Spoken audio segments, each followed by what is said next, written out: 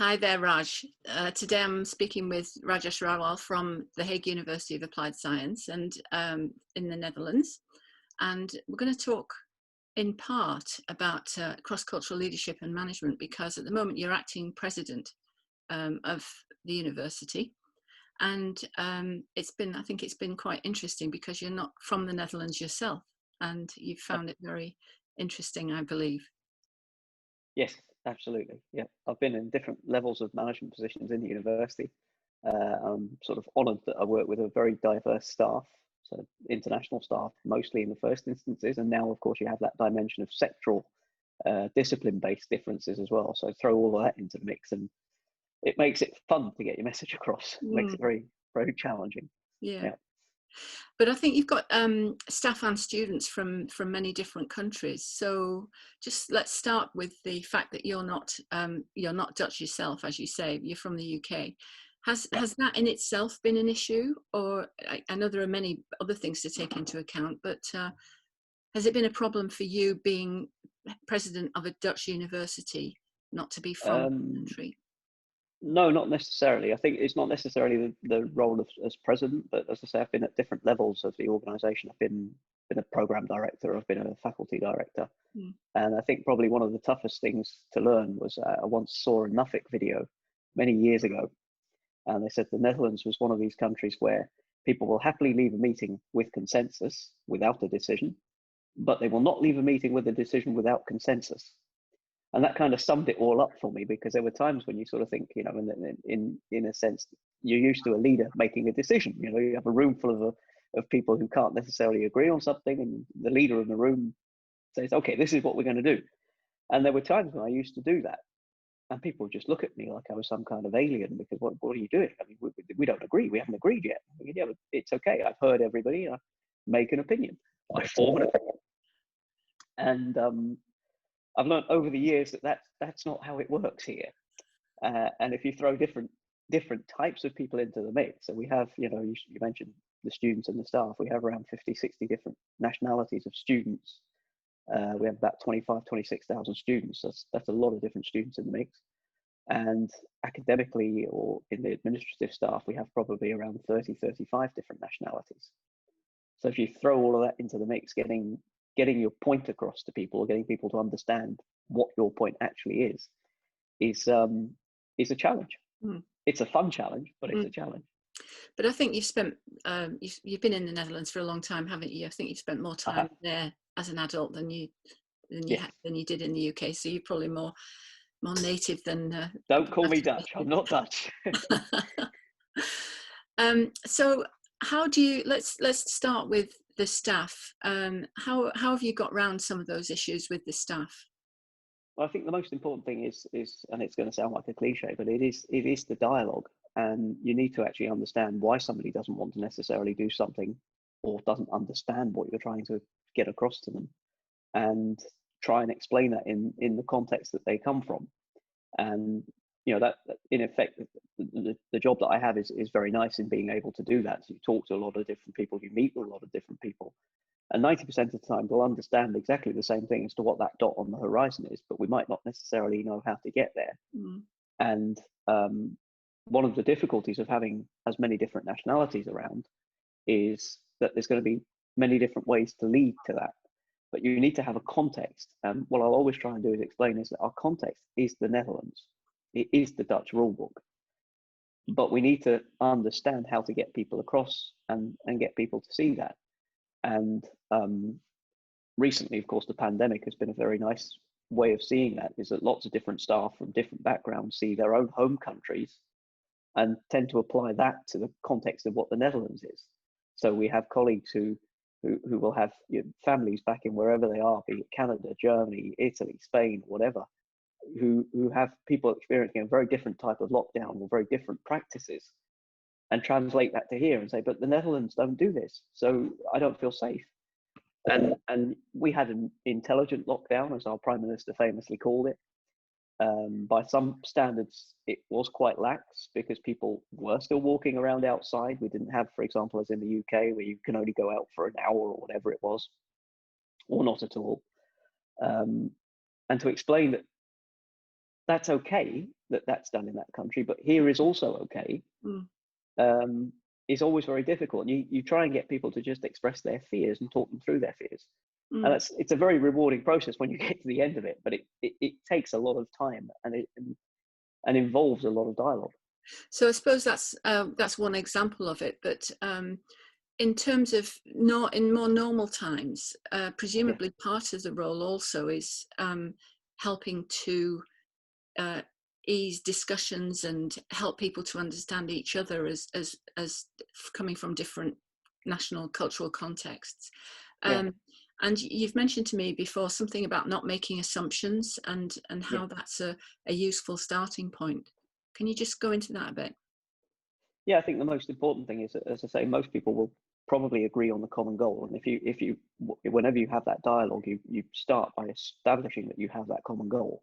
And then underneath that will be the bit where people will have their natural bias or their disciplinary bias or their national bias. And if you throw that all together, then you have to sort of dialogue with them about what that means. Somebody who works in the Faculty of Health is going to look at a position or a problem very differently to somebody who works in the business faculty. Somebody who works in the law faculty, they look at the rule book, they look at how and again, as I say, national contexts in that bias as well will make it very, very difficult. But you have to try and say, okay, look, that's the assumption that you have, but try and understand it from a different perspective. Try and understand it from, for example, that health perspective. And if you explain how somebody else sees it, and I don't have all the answers, of course, and that's the beauty of it. I don't have anywhere near all the answers. But if you explain that somebody else will see that problem slightly differently, then you sort of have pricked somebody into thinking about it differently. And that first challenge is the first obstacle. Once they're over that, then they start to say, okay, but then why can't we do it like this? Or why can't they see it like this? We'll try and explain it.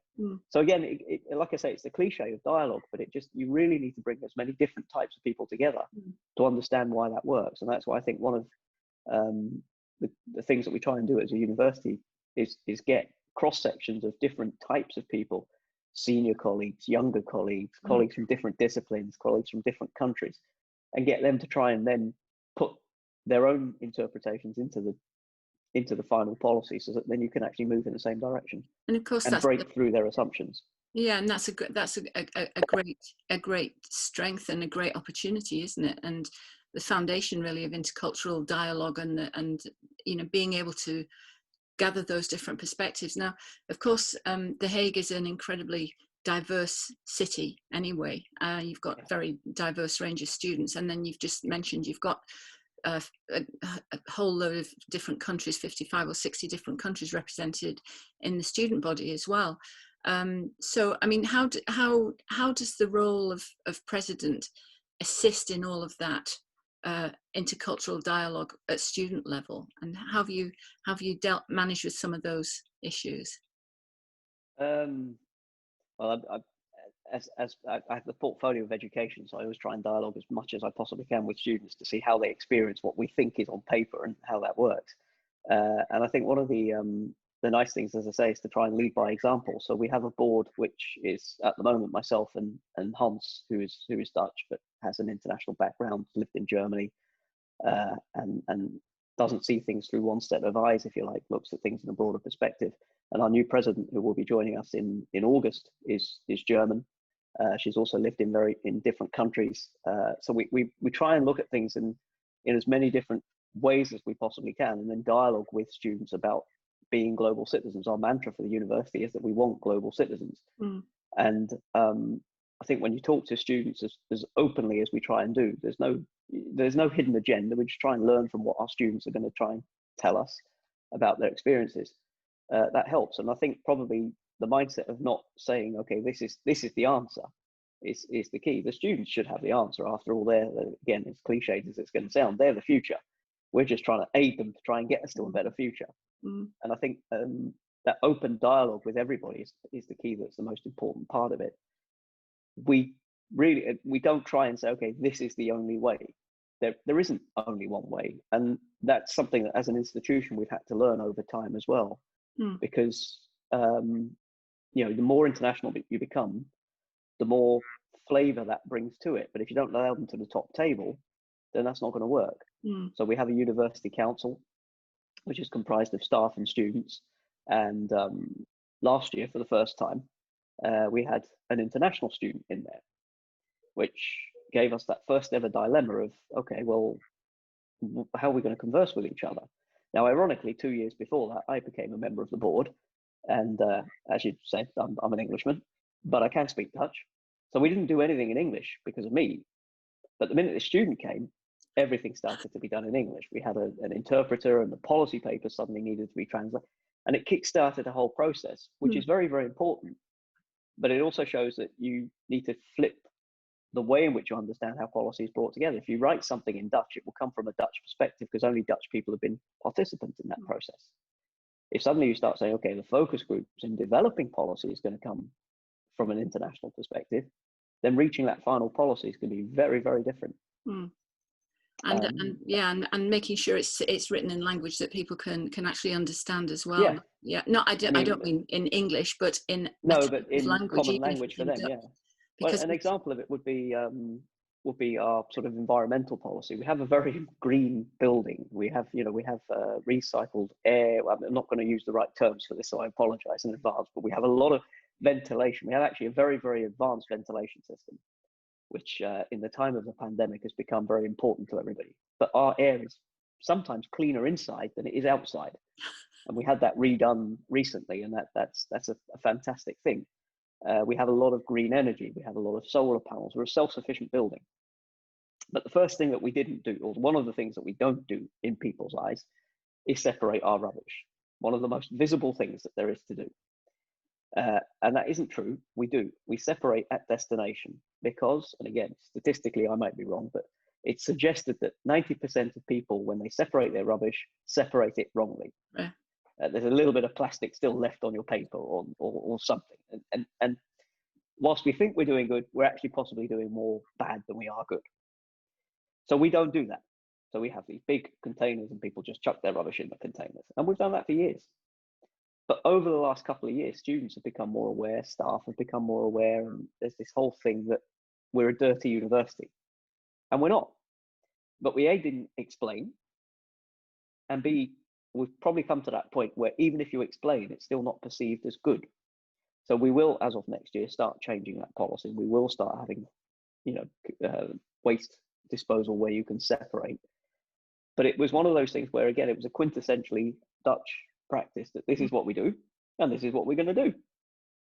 And it didn't matter what other people felt about it. This is what we're going to do. And I think explaining that, you have to understand other people's ideas, and you have to try and we had a lot of, and I'll pick on somebody here, but we had German students who used to take home their rubbish and their friends' rubbish because they couldn't bring themselves to chucking this in there. Yeah. And we have to understand that. This is a common voice of our students we have to listen to. So based on student petitions, based on student energy, we changed the policy. But of course, that's part of the delight, isn't it, of having so many different cultural backgrounds and cultural nationalities, and they cause you to question what you're doing at the best of times. And certainly during the pandemic, it's been an issue, I think, but also general policy. So I think in the wider context of things, if you it's always lovely to say you have this, but if you don't listen to them, then it's not going to work. And the same goes for staff and student voices. If you try and incorporate them into how you make your decisions, you're going to hear sometimes things that you don't like, which means you might have to change course a little bit, or you might have to adapt something. And as an institution, what we try and do is always learn from that. And I think if you're open about that process, then it works really well. Yeah. We don't, like I said, it's not utopia. We make a lot of mistakes, and there are obviously things that go wrong, but at least you try and fix them. And that's always the key. Well, thanks very much for talking about some of that stuff. And it's particularly poignant because for many reasons, but I think about the first time you and I met, Raj, you pretty much doorstepped me to have a video conversation with you. I was chasing you around Amsterdam, yeah. I'm pleased to be able to do the reverse today, but it's great to see you, and I hope we'll see each other in person again soon. But thanks for taking the time. Thank you. It's an absolute honour that you wanted to talk to me about this. So thank you. Thanks, Raj.